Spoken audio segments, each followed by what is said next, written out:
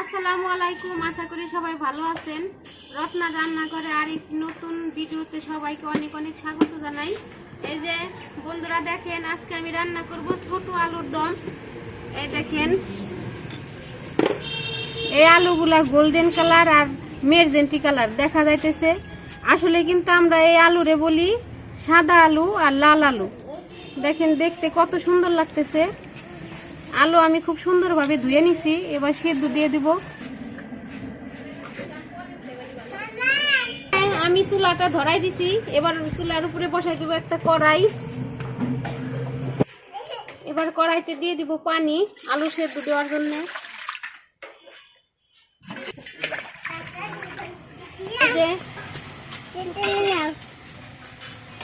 এই যে এখন দিয়ে দিতেছি এই যে ছোট দুই কালারের আলু, সাদা আলু আর লাল আলু ধুয়ে রাখছি, কড়াইতে দিয়ে দিব।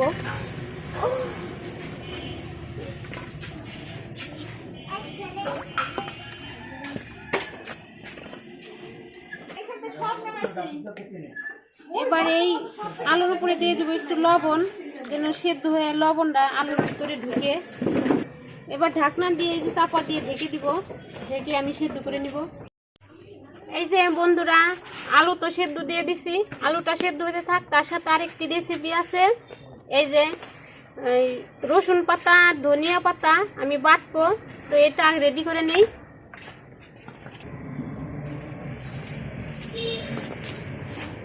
এই যে রসুন পাতা আমি এরকম কুচি কুচি করে কেটে নিব।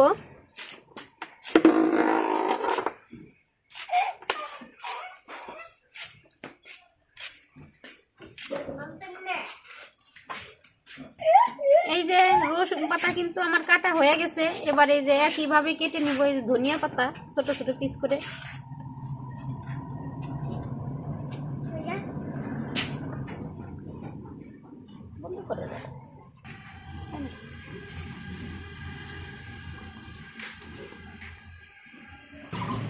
এই যে আমার ধনিয়া পাতা আর রসুন পাতা কাটা শেষ, এবার সুন্দরভাবে ধুয়ে নেই।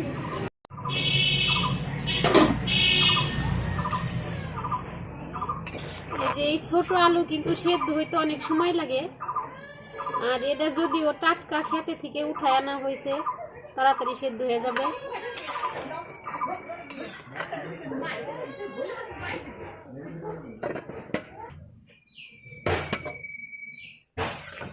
এই যে দেখেন বন্ধুরা, আমার আলু কিন্তু খুব সুন্দরভাবে সিদ্ধ হয়ে গেছে। এই যে এবার তুলে নিব।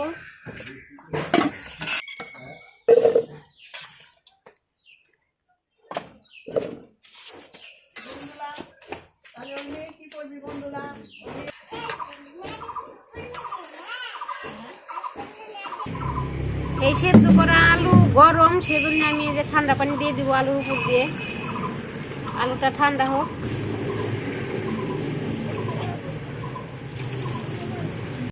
এই যে আলুটা ঠান্ডা হোক, ততক্ষণে আমি এই যে ধনিয়া পাতা আর রসুন পাতা সেদ্ধ করে নিব। দিয়ে দেবো কাঁচামরিচ, তারপরে এই যে ধুয়ে রাখা ধনিয়া পাতা আর রসুন পাতা।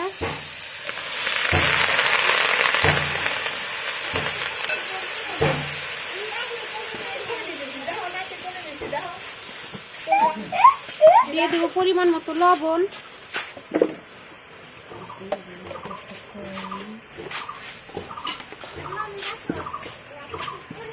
দিব অল্প একটু পানি।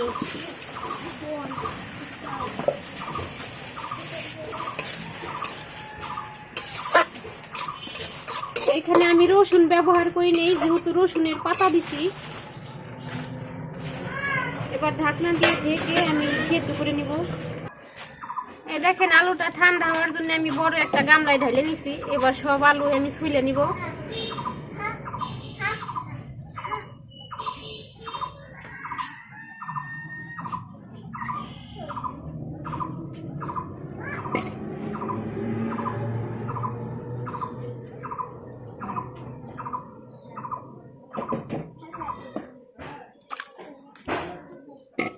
ঢাকনা খুলে দেখি এবার আমার ধনিয়া পাতা রসুন পাতার কি অবস্থা। এই যে প্রায় সেদ্ধ হয়ে গেছে।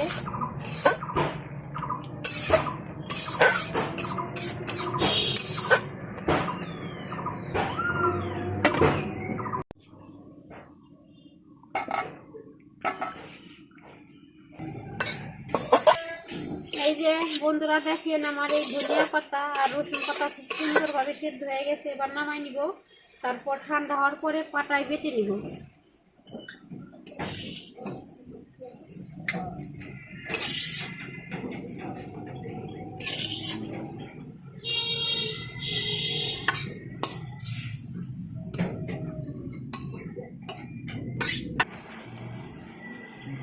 এই যে দেখেন কতগুলো আলু চুলা হয়ে গেছে, আর অল্প কিছু আছে।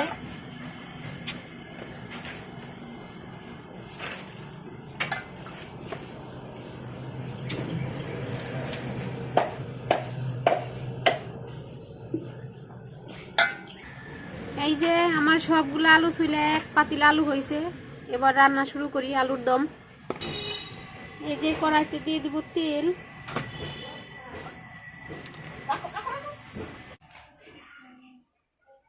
তেলটা গরম হয়ে গেছে, এবার তেলের উপরে দিয়ে দিব এই যে গোটা গরম মশলা আর 2টা গোটা শুকনা মরিচ নিছি, তেলের উপরে দিয়ে দিব।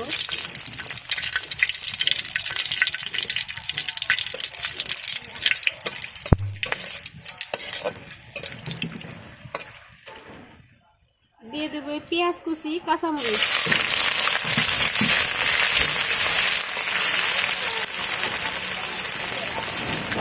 পেঁয়াজ কুচি, কাঁচামরিচ সব কিছু খুব সুন্দরভাবে ভেজে নেব।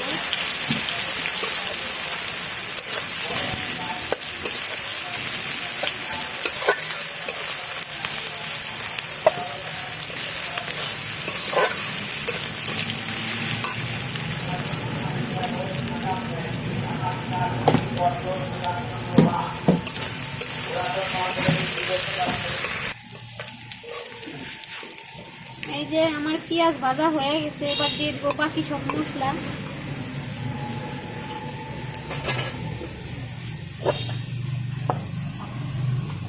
প্রথমে দিয়ে দিব মরিচের গুঁড়া, তরকারির কালারটা ভালো হওয়ার জন্য।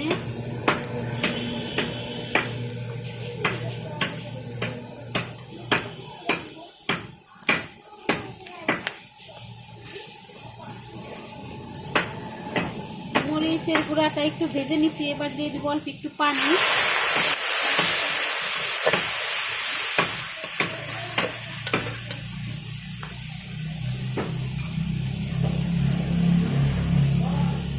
দিয়ে দিব হলুদের গুঁড়া,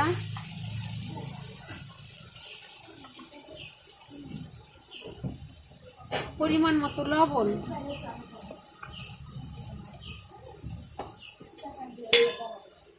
দিয়ে দিব আদা রসুন বাটা,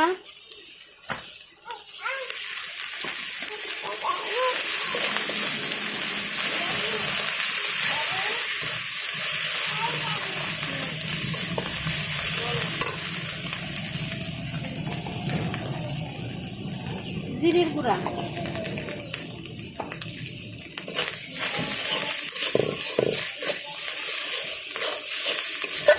আবারও দিয়ে দিব আর একটু পানি। পানি দিয়ে মশলাটা খুব ভালোভাবে কষিয়ে নিব।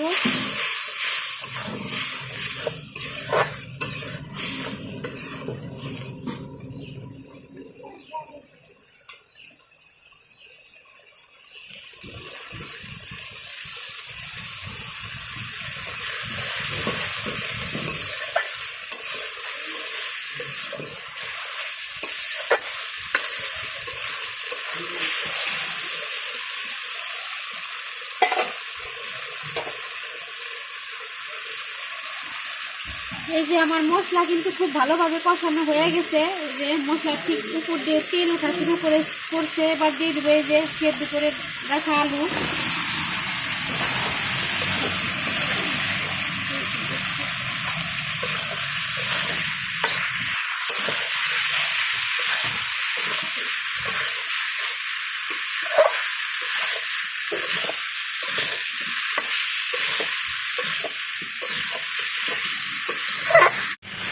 এই যে দেখেন আলু কষানোর সময় কত সুন্দর লাগতেছে, খাইতে কিন্তু অনেক ভালো লাগে। যারা আমার ভিডিও ইউটিউব থেকে দেখতেছেন তারা অবশ্যই আপনাদের চ্যানেল রত্না রান্নাঘরটি সাবস্ক্রাইব করে দিবেন। নতুন নতুন রান্নার ভিডিও পেতে পাশের বেল বাটনটি ক্লিক করে দিবেন। আর যারা ফেসবুক থেকে দেখতেছেন তারা অবশ্যই আমার পেজটা ফলো করে দিবেন। আর আমার ভিডিও যদি আপনাদের ভালো লেগে থাকে তাহলে অবশ্যই লাইক কমেন্ট শেয়ার করে আমার পাশে থাকবেন। এই যে আলু দিয়ে দিচ্ছি, এবার দিয়ে দেবো আর একটু পানি দিয়ে আর একটু ভালো করে কষিয়ে নিব আলু।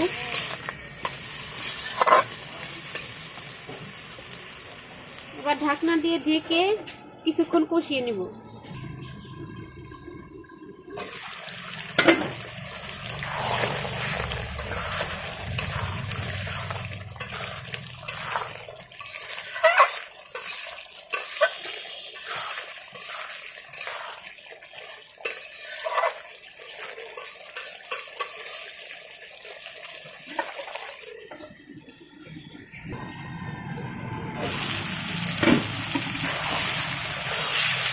এই যে আমার আলু আর মশলার সাথে আলু কিন্তু খুব সুন্দরভাবে কষানো হয়ে গেছে।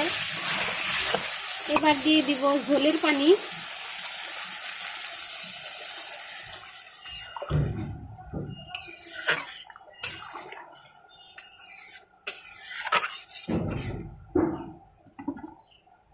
ঢাকনা দিয়ে ঢেকে দিব।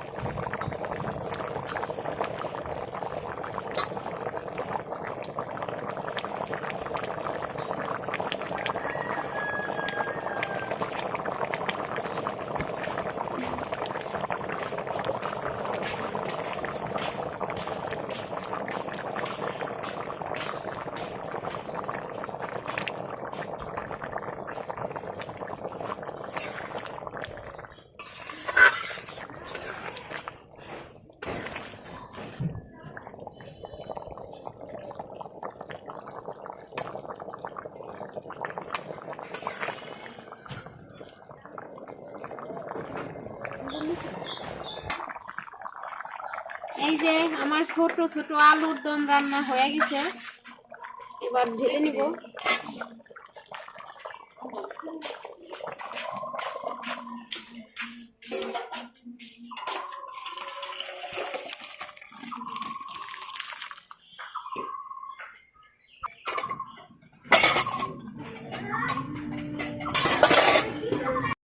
আমি যে আগে ধনিয়া পাতা রসুন পাতা সেদ্ধ করে রাখছিলাম, এবার এই যে পাটায় বেটে নিব, চিপে পানিটা আমি ফেলে দেব।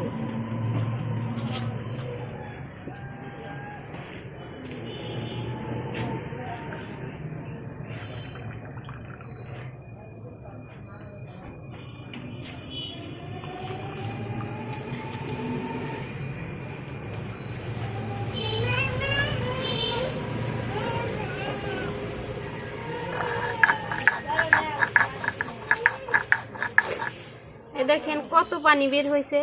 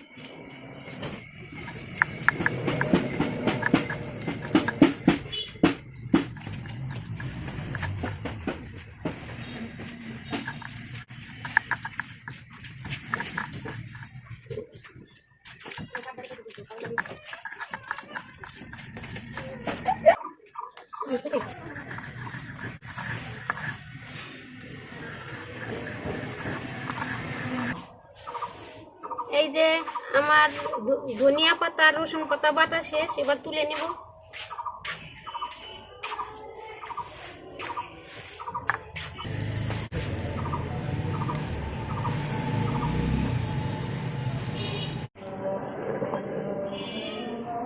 এই যে দেখেন বন্ধুরা, আমি এই ছোট আলুর দম রান্না করছি, তার সাথে ধনিয়া পাতা রসুন পাতা বাটছি, আপনাদের সাথে শেয়ার করলাম। আমার কিন্তু এইরকম বাটা আর এরকম তরকারি হলে আর মাছ মাংসের দরকার হয় না, আমার কাছে অনেক ভালো লাগে। আপনারাও বাসায় এইভাবে আমি যে আলুর দমটা রান্না করছি রান্না করে একবার হলেও খায়া দেখবেন, খেতে কিন্তু খুবই ভালো লাগে। এই যে দেখেন মনে হইতেছে যে আমি রসগোল্লা বানাই ভিজাই রাখছি, কিন্তু তা না, রসগোল্লা কিন্তু সাদা রসের ভিতরে ভিজাইতাম, এটা লাল ঝোলের ভিতরে সাদা সাদা আলু বসে আছে। তো আমার ভিডিও যদি আপনাদের ভালো লাগে থাকে অবশ্যই কমেন্টে জানাবেন। আজকের ভিডিও এই পর্যন্তই, দেখা হবে পরবর্তী ভিডিওতে। ততদিন আপনারা সুস্থ থাকবেন, ভালো থাকবেন, সাবধানে থাকবেন। আল্লাহ হাফেজ।